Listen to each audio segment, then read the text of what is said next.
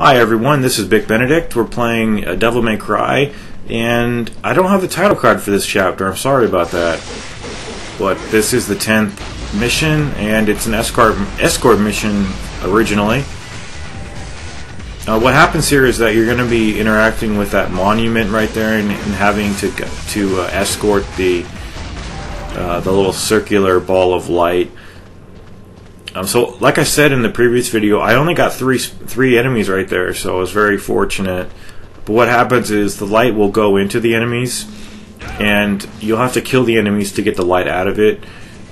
But if you die in any of these three sections, it's going to send you back. The same way if you accidentally go to the right, you'll be sent back.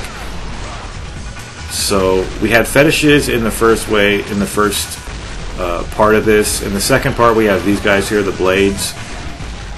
Feel free to use the double trigger at first, but just remember you want to have it all the way up before you go to the third part, because I would say it's the hardest part, but you know, these shadows, they're not the hardest enemy to fight, and also you don't have to wait for the light to go all the way up. It doesn't go to the left every time. It just did that for me this time. But I mean, look how fast I was able to get that shadow to expose its core. This game is largely about not, initially not knowing what to do on these enemies, like what to use, and then learning and discovering, or perhaps asking people, what am I supposed to do on these enemies? What's the best loadout for every enemy? It's hard when you don't know, but it's not when you do know. So I guess knowing is half the battle. So this guy is in his crimson phase here. He's going to expire, and I'm just playing the waiting game here. Gonna follow the light, and that's the end of the escort mission. I don't understand this mission too much, but it's pretty basic. We're gonna have a couple of rock spitters right here.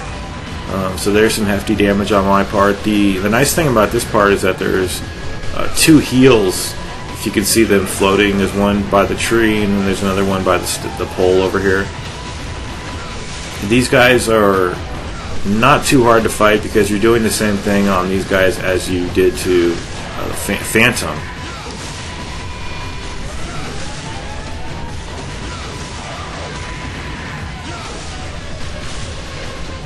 And as far as, I don't believe there's any items saved for those two healing items, plus I think it's holy water over here.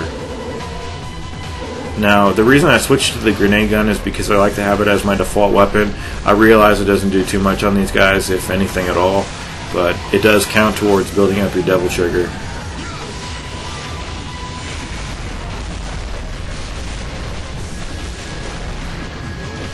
So, that battle is concluded. One thing I dislike, as many others dislike, is the length of time it takes for the money to come out of these sons of bitches here. And what the hell was that? I didn't even get any money. I didn't notice that while I was playing. That is bullshit.